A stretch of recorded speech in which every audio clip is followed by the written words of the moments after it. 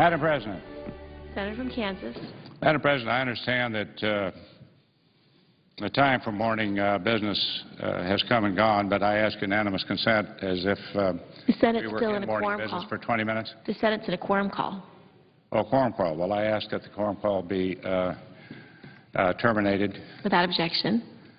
I appreciate that, Madam President. Then I ask to be recognized for 20 minutes as if it were in morning business. Without objection. Thank you, Madam President.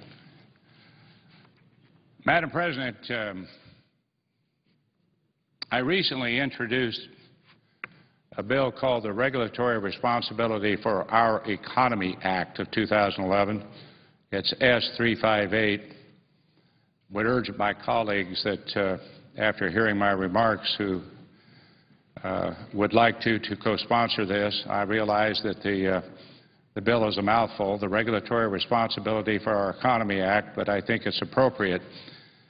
This bill would strengthen and codify President Obama's executive order from January 18. In that executive order, the President made a commitment to review and to modify, to streamline, to expand, or repeal. That's a lot of things, to review, modify, streamline, expand, and repeal those significant regulatory actions that are duplicative, unnecessary, overly burdensome, or would have significant economic impacts on Americans. So the Regulatory Responsibility for Our Economy Act of 2011 would ensure just that. Madam President, my legislation would require that all regulations put forth by the current and future administrations, regardless of the President, consider the economic burden on American businesses, ensure stakeholder input, i.e. the people who are affected, during the regulatory process, and promote innovation. Now, back on January 18, the President signed an executive order to do precisely that, we thought. It was for, quote, improving regulation and regulatory review. The President also released a fact sheet on the intent for his regulatory strategy. It was in detail. And per the fact sheet in this executive order, the President requires federal agencies to design cost-effective, evidence-based regulations that are compatible with economic growth, job creation, and competitiveness. My legislation would ensure that that would actually happen.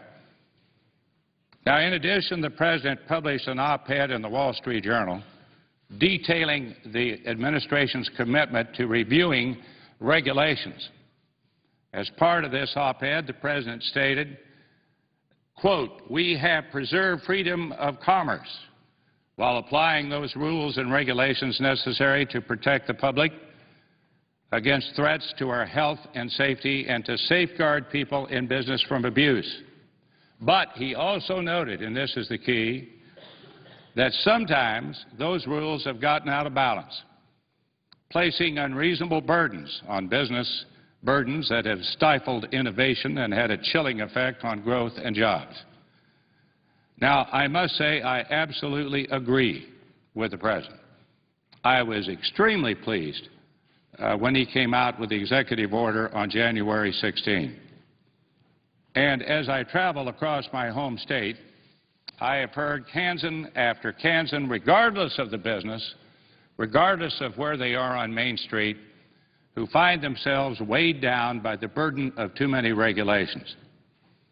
Matter of fact, I think that if any member of this Senate would like to get a standing ovation from even a group of 5 at a coffee shop or at a meeting of any organization that is business-oriented or just folks, you can talk about the debt, you can talk about spending, you can talk about other issues, but the one that really grabs them is this business of over-regulation. Now, this has been going on for too many years, too many decades, as a matter of fact. Matter of fact, you can come into a meeting and you'll probably get the question, even the distinguished senator from New York would get the question, probably a little nicer than I would get it, but and certainly the other senator from New York who is now leaving. But at any rate, the question usually comes is, Pat, what on earth are you doing back there saddling us with regulations and paperwork that are costly, burdensome, we don't even know about it. All of a sudden on a Wednesday morning we wake up and we face this regulatory dictate. It is counterproductive. The cost outweighs the benefit.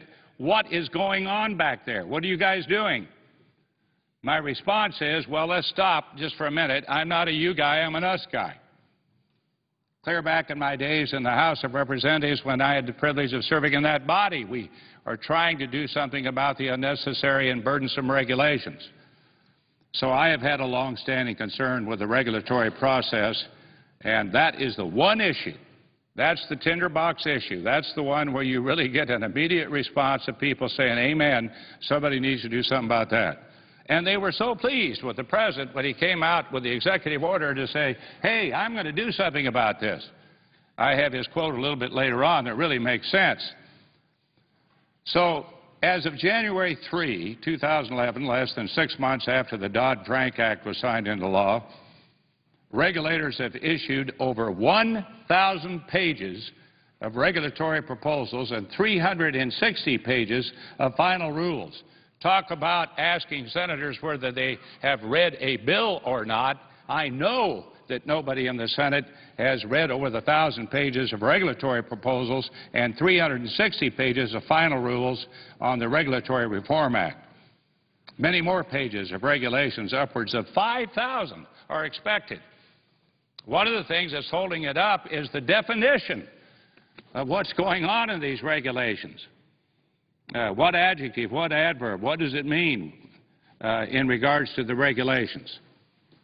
Regulations such as those put forth by the Department of Health and Human Services along with the Department of Labor and Treasury have resulted in the child-only insurance market effectively disappearing in 20 states because of the regulations.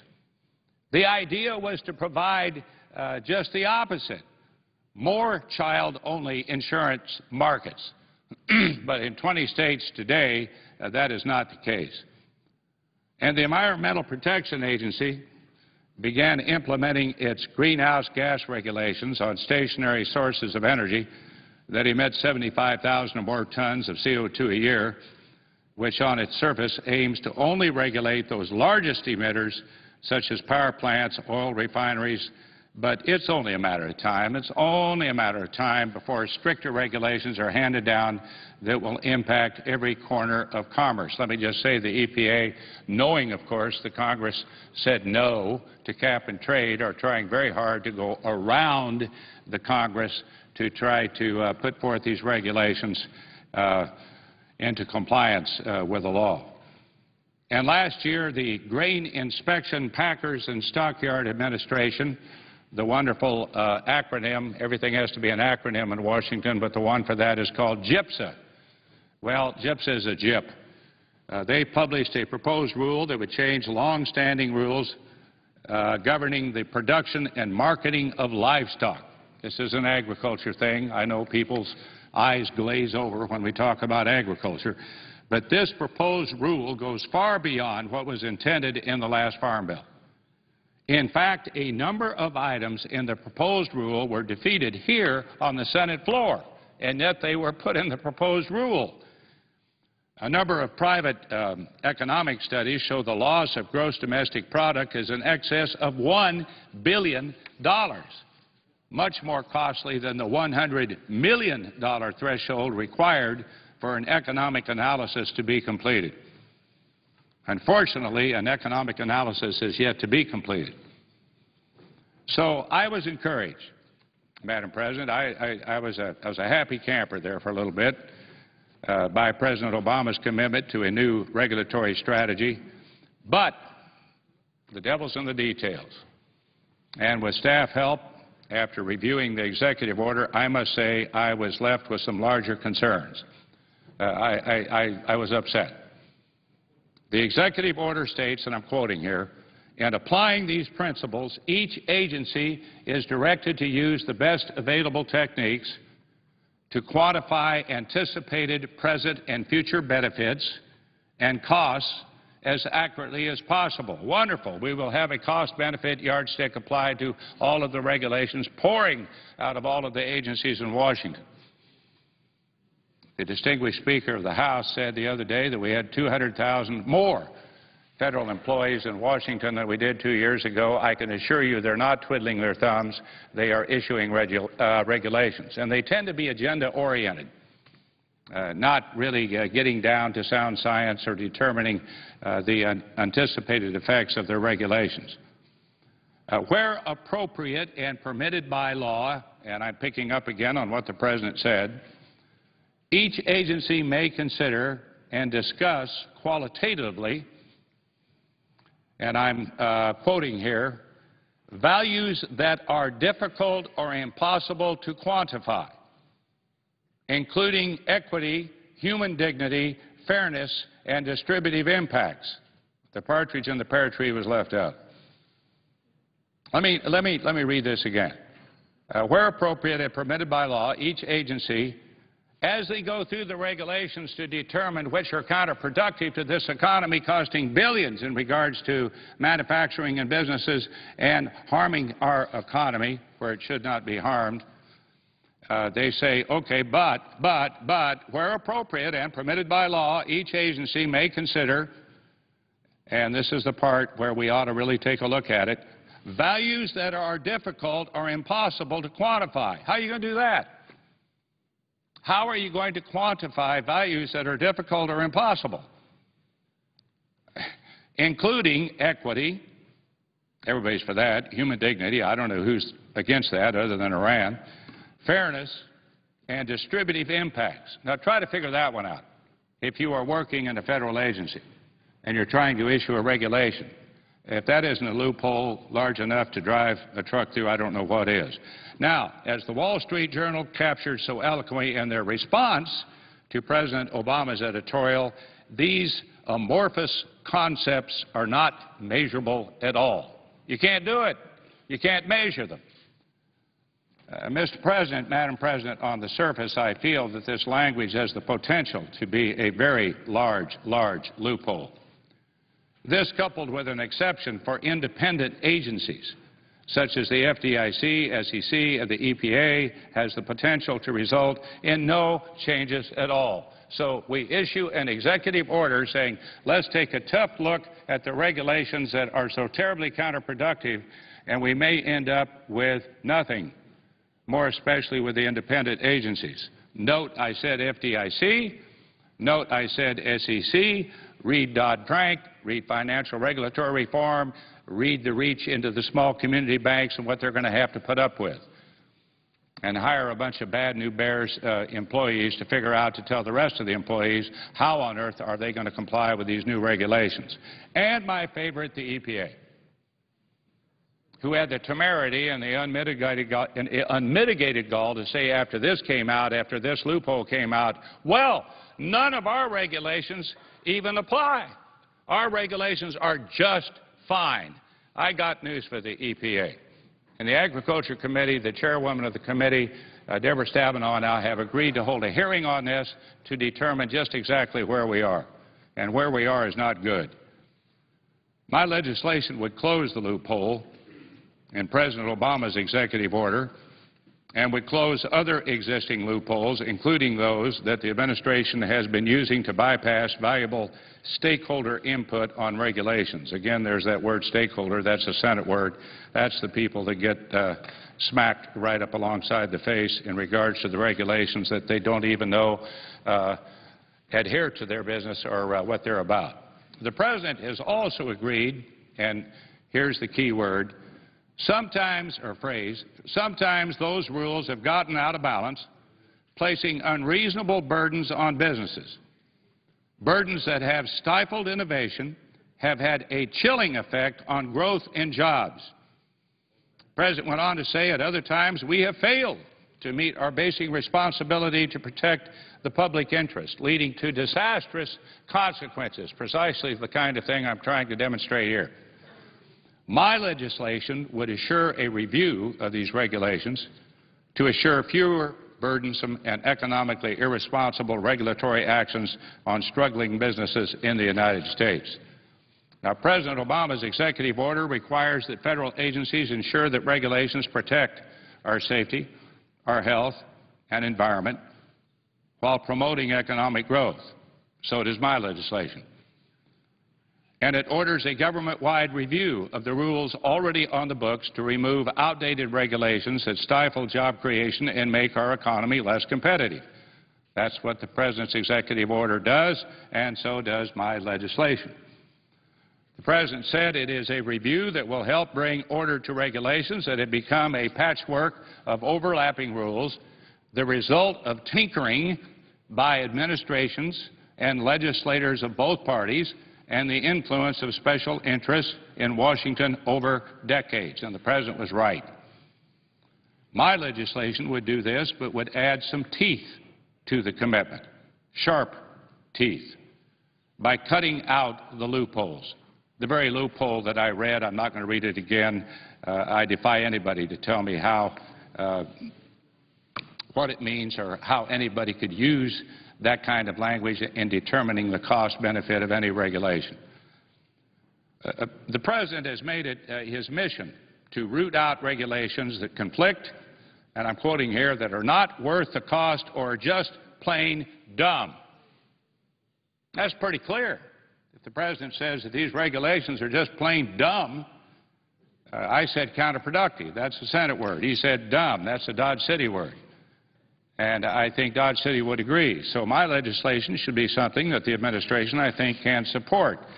So while the President believes that his executive order makes clear we are seeking more affordable, less intrusive means to achieve the same ends, giving careful consideration to benefits and costs, and that it means writing rules with more input from experts, business, and ordinary citizens, there are a number of loopholes in the executive order that I am happy to address for the administration in my legislation.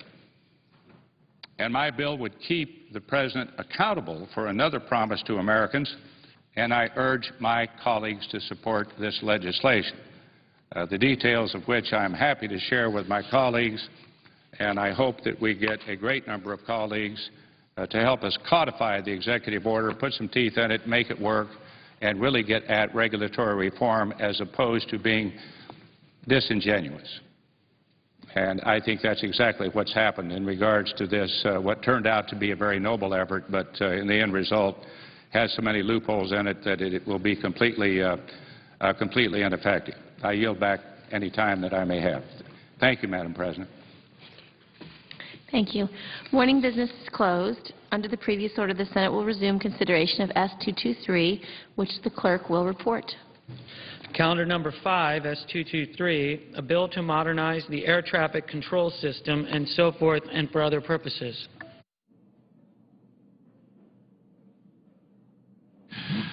Madam Chairman, Senator from I West note the Virginia. absence of quorum.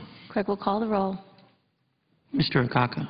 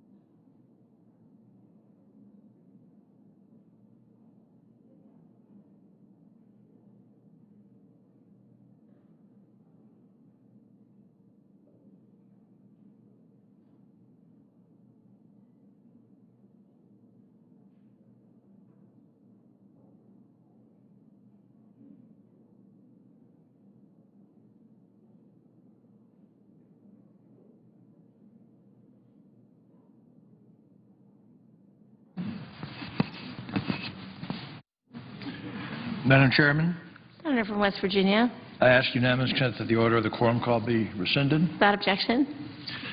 I just wish to catch the membership on the floor and off the floor up a little bit about where we are.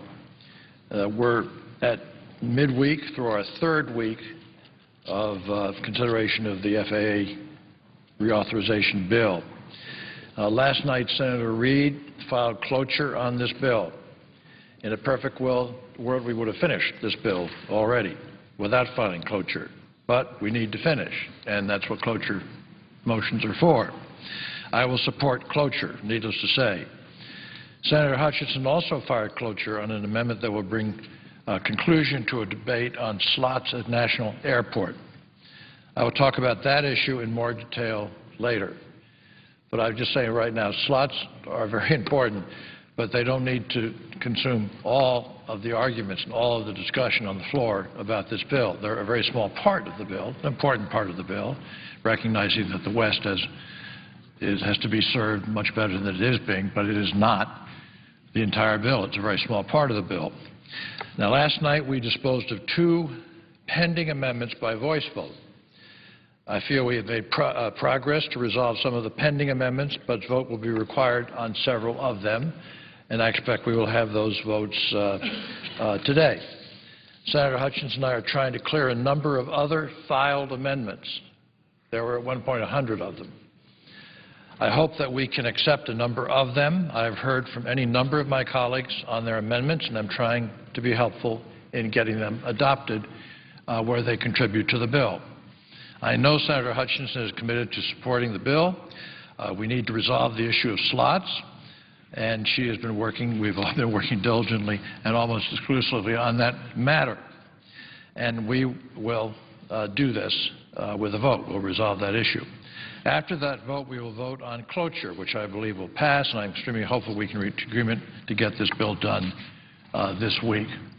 The farthest possible day and a most unhappy thought would be if we had to go through the recess and do it on the day that we came back. I think it's far better that we get it done this week.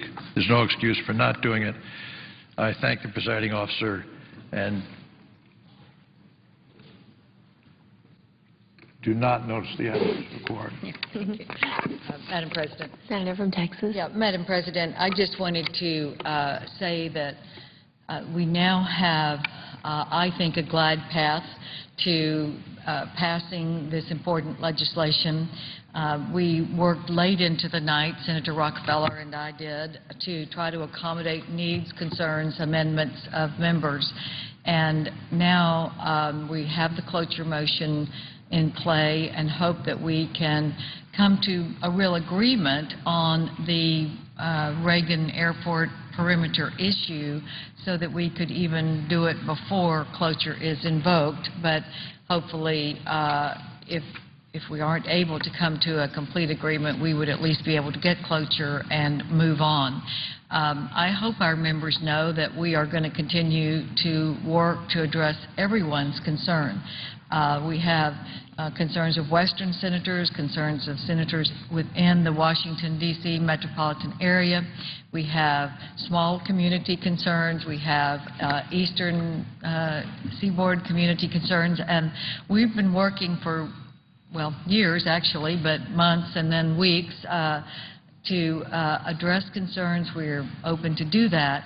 But it is time to wind this bill up so that we can go to conference with the House with a strong Senate position and do the big picture policy issues that need to be addressed. We must have the next generation of air traffic control started. We must have a satellite-based system that is for the whole world, for the people coming into our country and the people using our airspace. We need to have the safety and the consumer protections that are in this bill. And we need to have a responsible way for people from all over our country to come into Reagan Washington National Airport while also protecting the people around the area from congestion. So we have a lot of concerns. I think this is a good bill, and it's getting better every day. And I do think we can come up with the right mix that will put our aviation system in the forefront of the world, because half of the air traffic of the world comes into and out of the United States. So we certainly need to be the best, and that's what this bill will put us on the glide path to do. Thank you, Madam President. I yield the floor and suggest the absence of quorum. Clerk will call the roll. Mr. Akaka.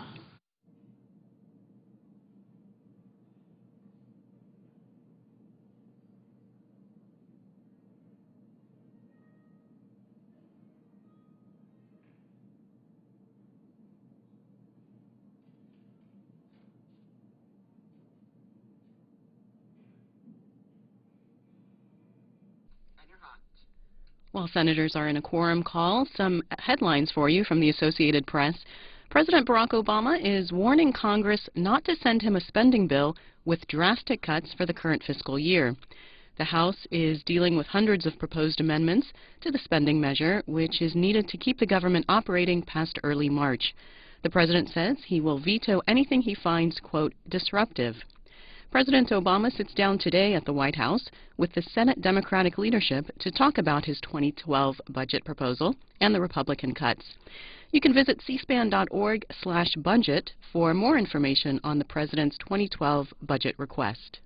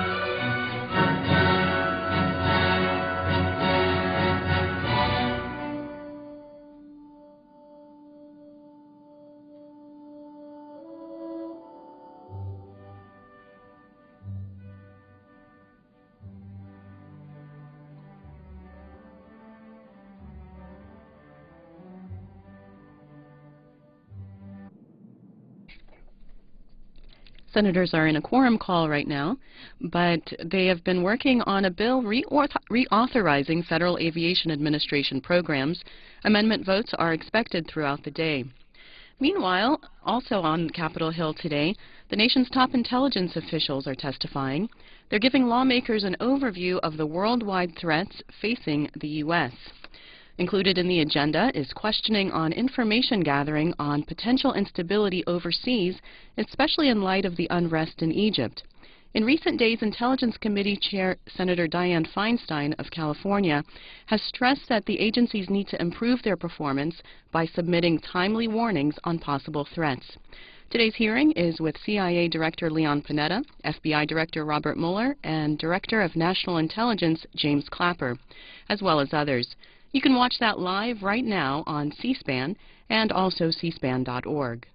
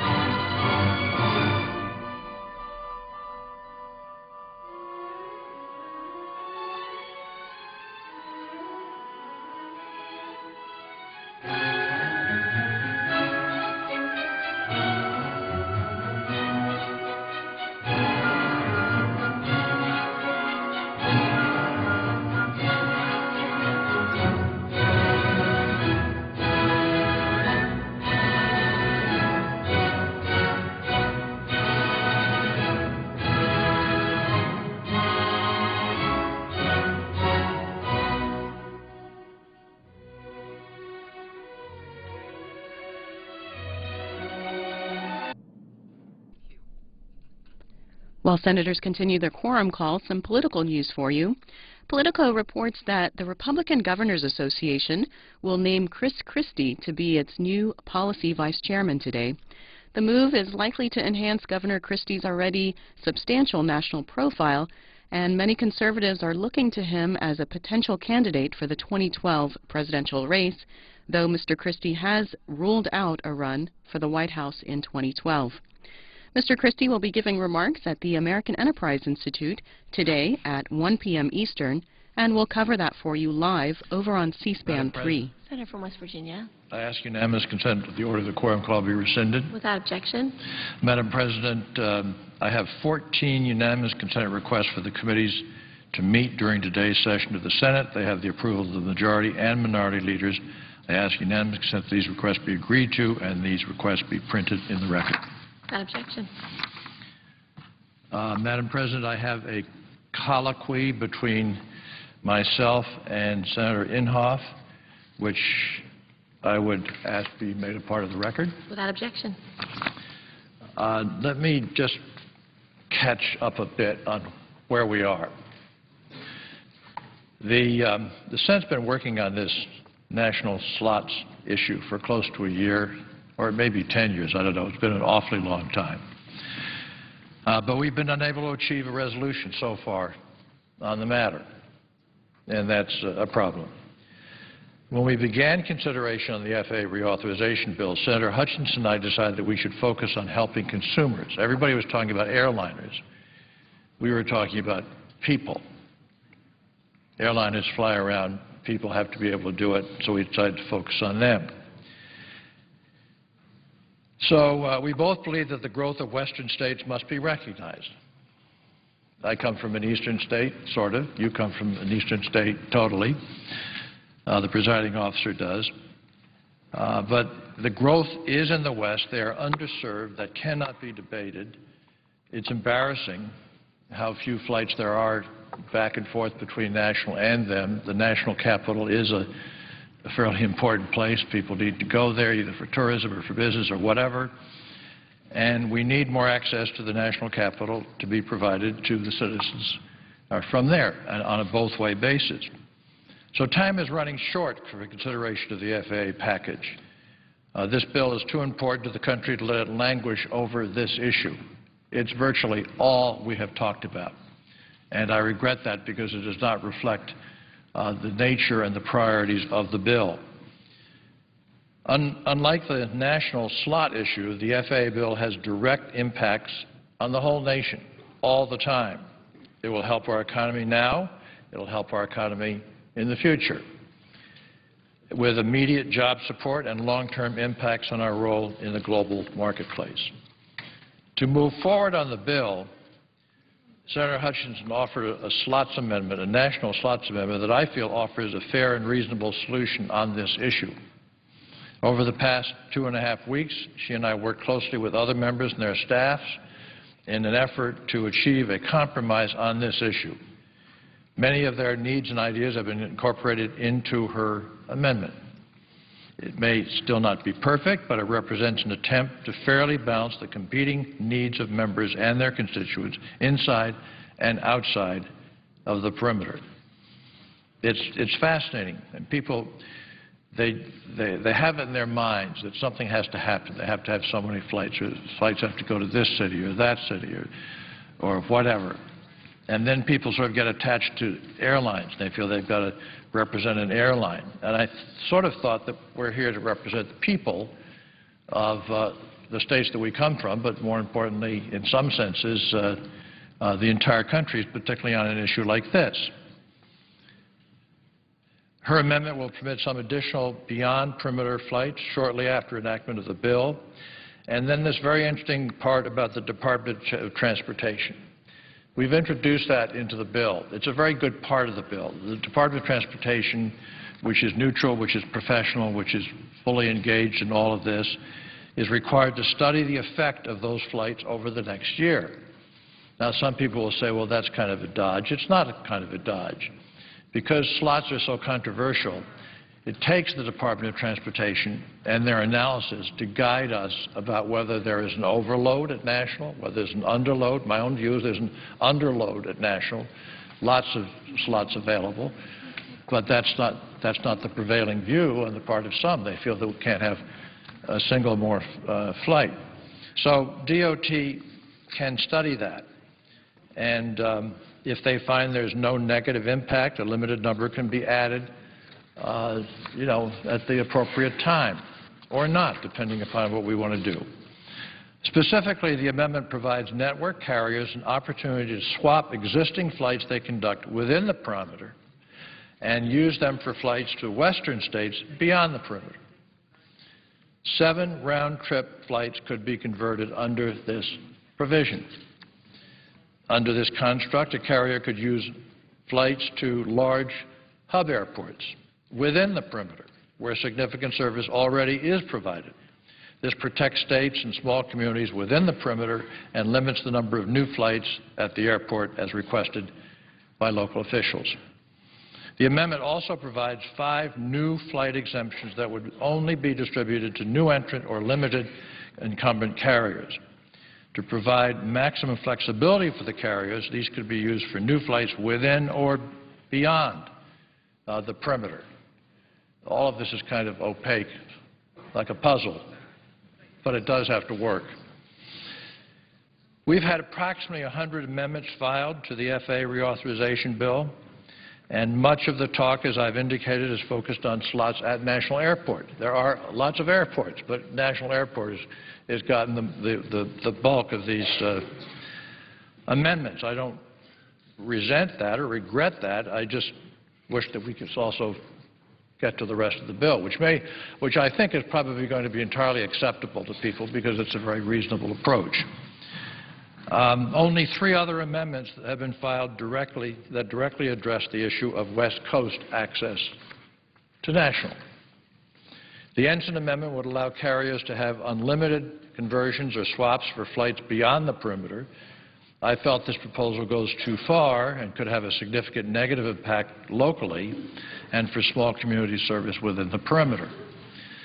I do think Senator Ensign and Kyl, whom I've worked with on this issue over the past year, can appreciate this position and will receive opportunities for their constituents through passage of our amendment. The Merkley and Wyden, parentheses, Cantwell, Murray, Merkley, Begich amendments are the only other 2 amendments that have been filed with a focus on issue of beyond perimeter flights at National. They would both allow for new flight exemptions at the airport that would favor distribution to limited incumbents or new entrants. The Merkley Amendment would provide 8 new round trips for beyond perimeter service. The Wyden Amendment would add 12 new round trips beyond the perimeter and 4 new round trips within the perimeter for a total of 16 new flights. While the Hutchinson Amendment may not provide the same level of opportunity for services to their states that they desire, her amendment does provide ample room for their constituencies to obtain new service with 5 exemptions rather than 12 beyond perimeter. I feel we must strike an appropriate balance. We have no choice. I mean, we can't make everybody happy, and Senator Hutchinson's and my approach has sort of been to go down the middle. People who don't want anything more, people who want a lot more, kind of edge them together and then go right down the middle. And really that's all you can do in a bill of this sort where emotions run very, very high. I do feel that we must strike an appropriate balance between new service from incumbent carriers and service from limited or new entrant carriers. And if we're going to give consumers the greatest options on choice and on competition, and consumers are really what this is about. Airlines are obviously important. They're going to fly where the business is, and that makes all of us very, the presiding officer for part of her state, which is not in the New York area, very sensitive to rural situations.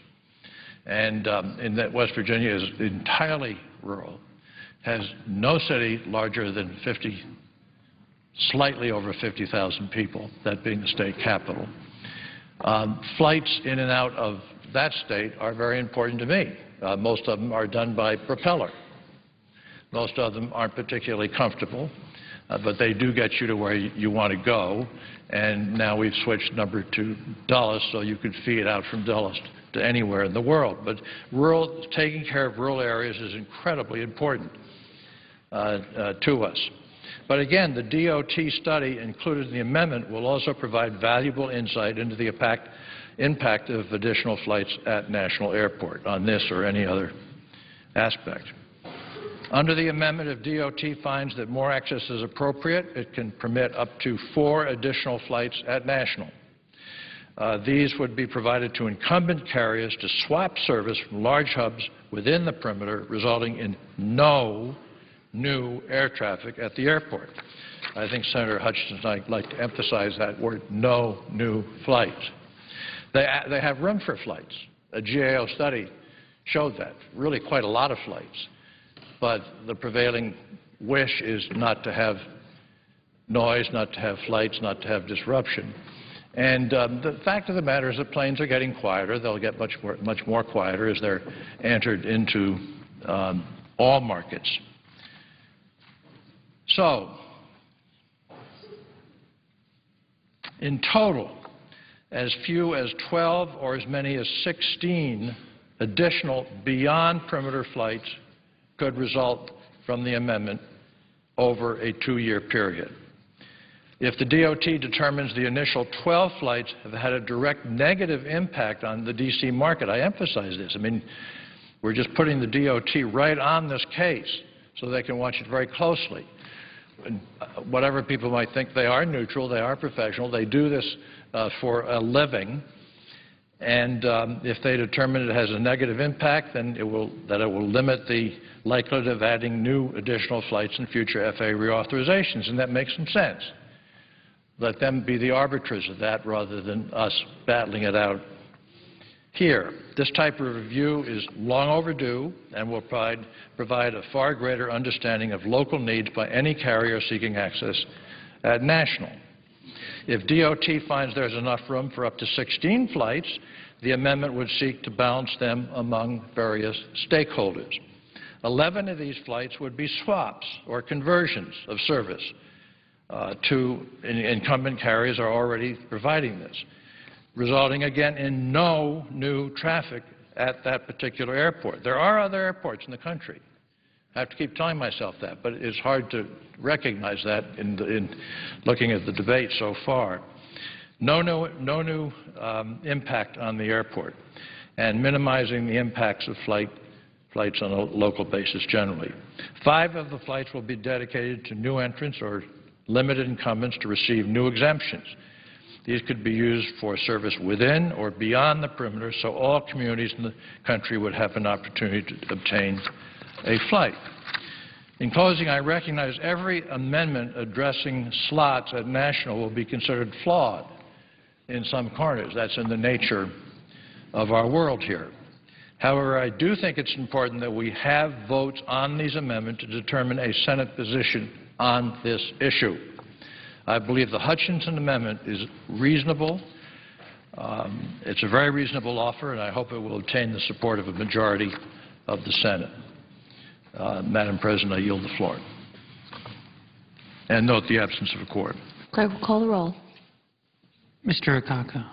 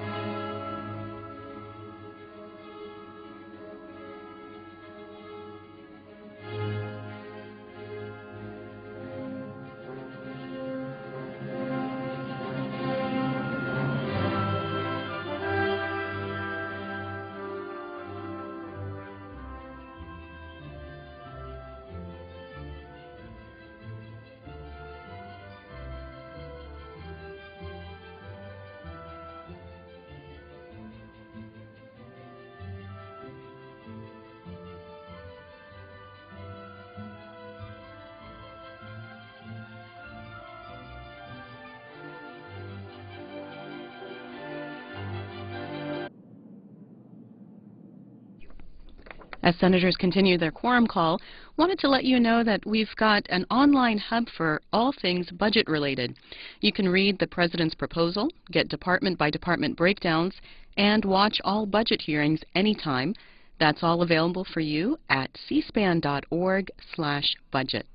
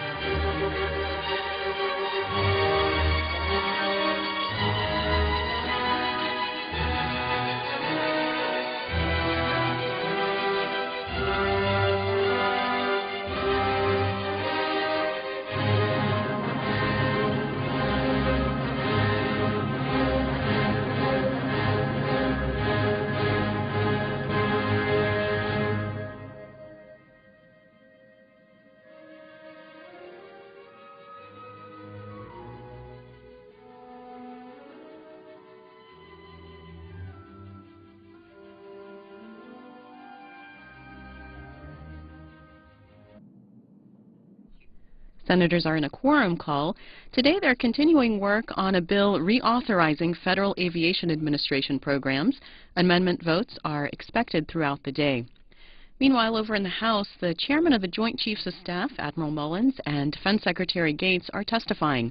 They're asking Congress not to cut too deeply into military spending while calling the nation's debt the greatest threat to national security. Secretary Gates calls a stopgap budget measure being considered by the House a crisis on our doorstep. He's telling lawmakers that short-sighted budget cuts could lead to, quote, costlier and more tragic consequences later. You can watch that hearing now live on C-SPAN 3.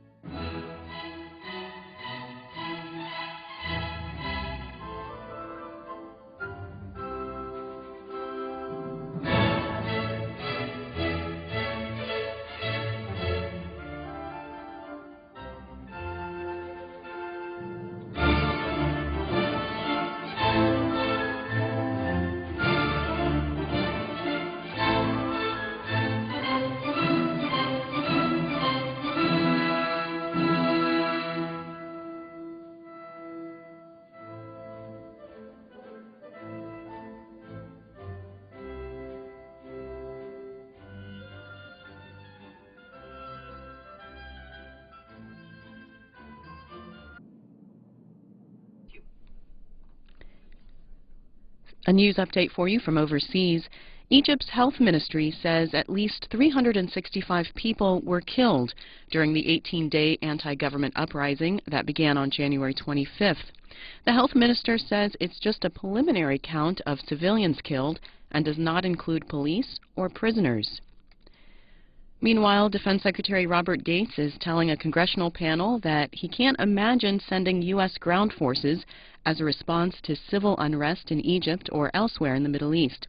He's telling the House Armed Services Committee that those cases are largely diplomatic challenges. You can watch that hearing live right now on C-SPAN 3.